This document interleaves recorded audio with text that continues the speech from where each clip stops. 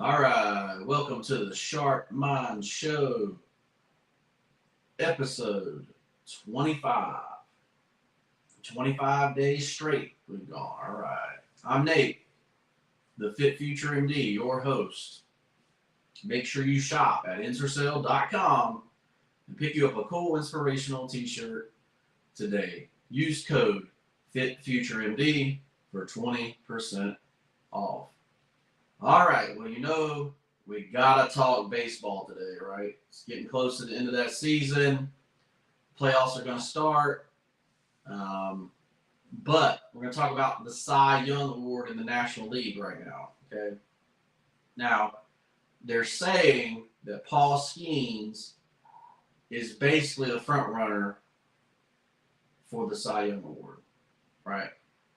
Now, I've been a baseball fan a long time, most of my life, but I've never heard of a Cy Young Award winner only winning 10 games and having a 10-10 record.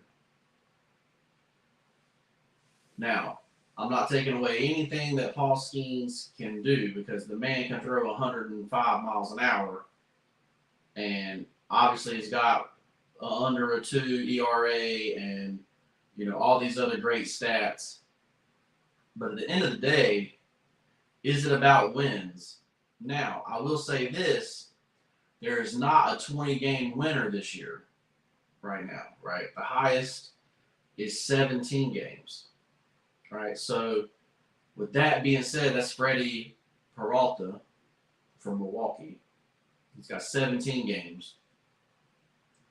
So that's really the only argument here. Like, he might be the best pitcher in the game, but he's got a 500 record. Like, does he at least got to pitch one more time and get 11 wins? Like, does he actually have to be a winning pitcher to be a Cy Young pitcher, right?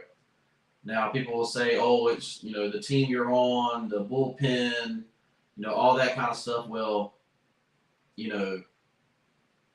if the bullpen's going to let you down, you got to pitch more innings, right? Like, simple as that.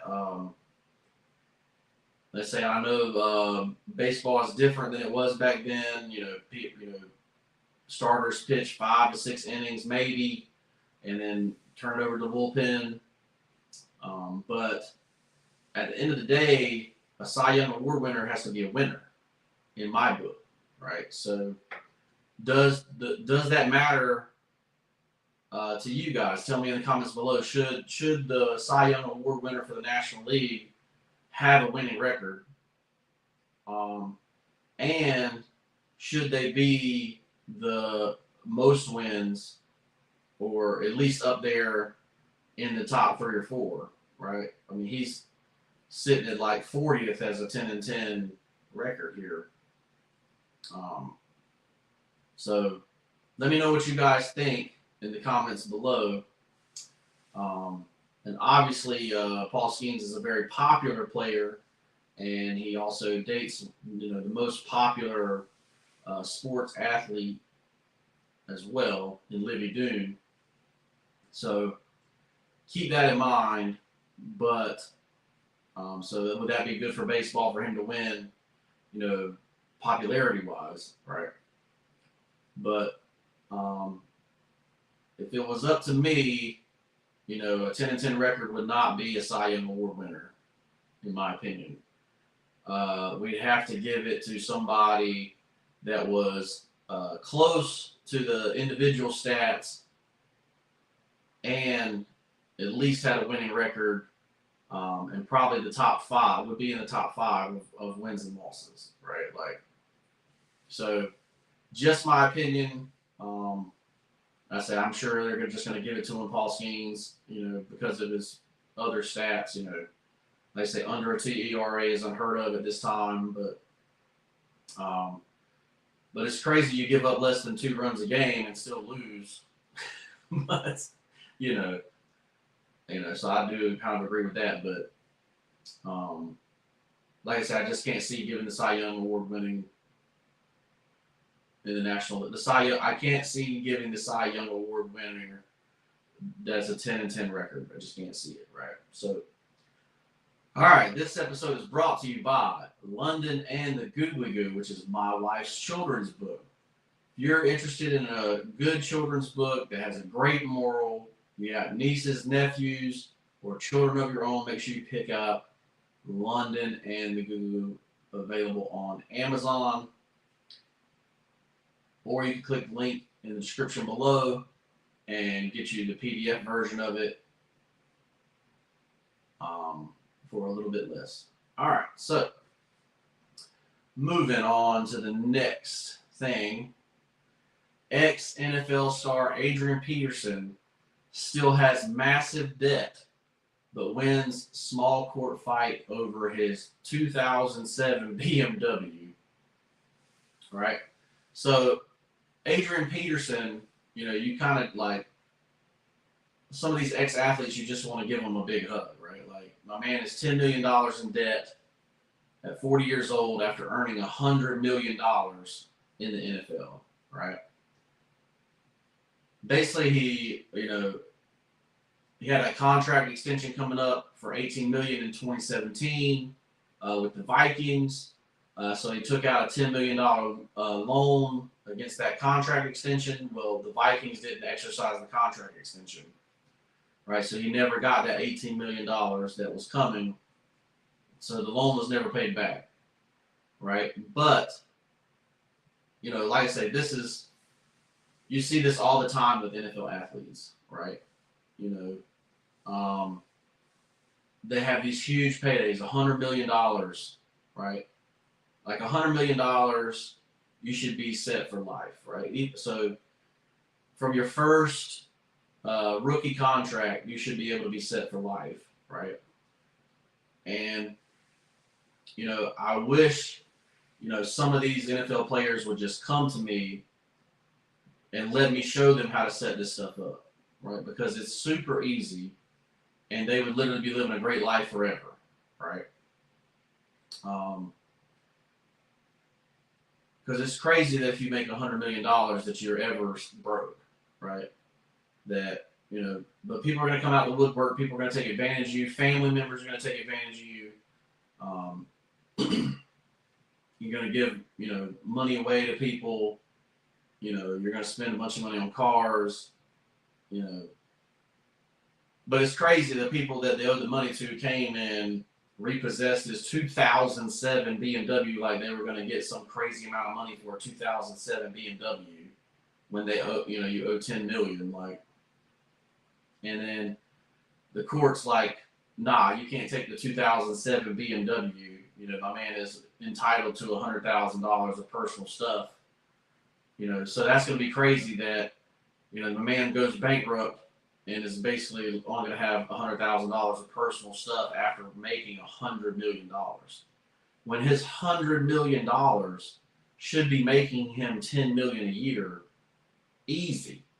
Like on the low end, making him $10 million a year, right? But say he got, 3 contracts, right? First one worth about, I think back then it's probably worth 15 or 20 million. If you just took $1 million at that time and put it away, you're sitting there looking at $100,000 a year forever. If you put that $1 million, then the second contract you put away 5, the third contract you put away 6, you're sitting at, 5, 6, 11, $12 million, right, for the rest of your life. 10% return on $12 million is like $1.2 million a year forever, right? So if you want to set it up, like I say, if you're an athlete out there and you want to set this up, hit me up in the DM. Let me help you set this up for you guys. Like, there's no reason that you should be sitting here, having to fight for your 2007 BMW in court because you owe $10 million and because the Vikings screwed you over, right? Like, just shouldn't be happening. Please let me help you if you're out there.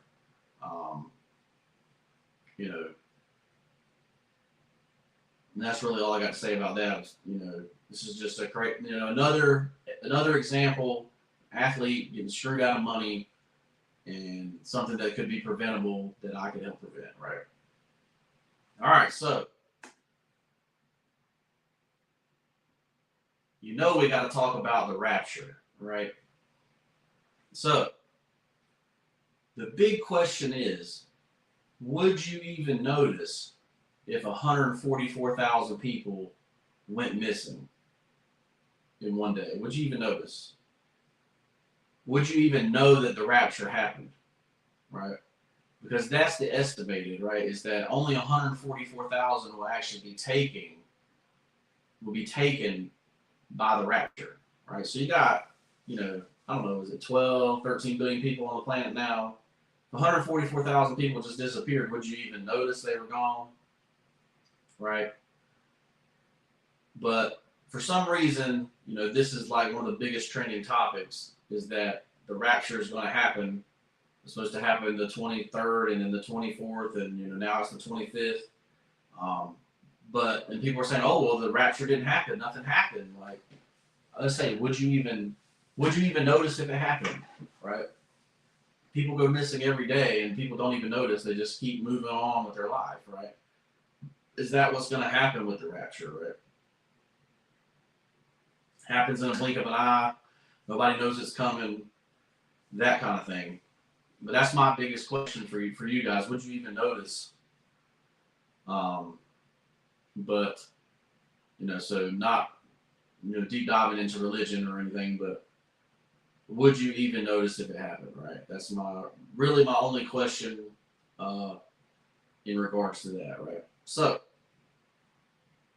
let me know in the comments below, would you notice, and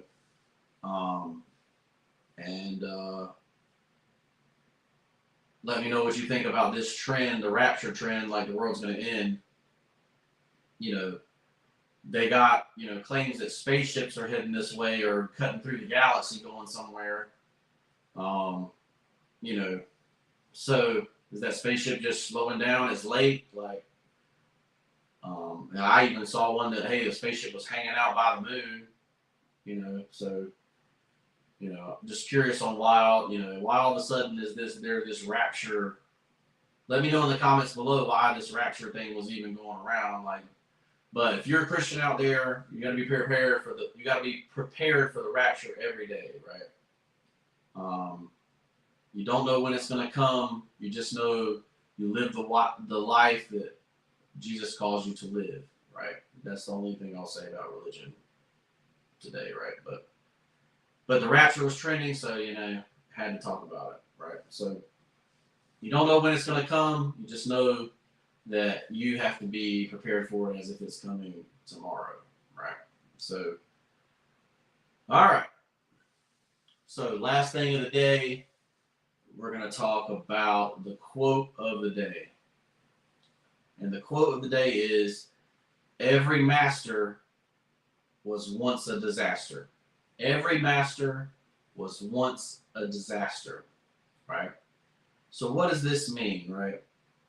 So I always say, when you're trying something new, you shouldn't expect you to be, the professional athlete at it on your first try, right? So if you're going to hit a baseball for the first time in your life, and you go hit, it's like a kid in t-ball. It's like a kid in t-ball, right? It's like a kid in t-ball. You don't expect that kid to go up to the tee and just knock it out of the park in the first hit, right? You don't expect them to have that perfect swing or to be Barry Bonds, or whatever on the first swing. To become a master at something, it takes a long time, right? So every master is going to start out the same spot as someone who's not a master, right? So this goes for basically anything that you're trying for the first time, whether it be, business, whether it be podcasting, whether it be marketing, you shouldn't be going into something expecting to be just the most professional person ever, right? But You make things your daily habits. You work at it every day until you are that master at it, right? So, that's what I'm here doing, with my podcast, with marketing, right? I'm talking about things that, I have knowledge of, and hoping that it gives value to some people, right? Like I say, it's not going to be best case scenario ever. Like, I don't have a big $1 million studio set behind me, right? But I can sit here and entertain some people, maybe make some people laugh, hopefully help some people, whether it become from their life to their finances to whatever, they're trying to help as a life coach.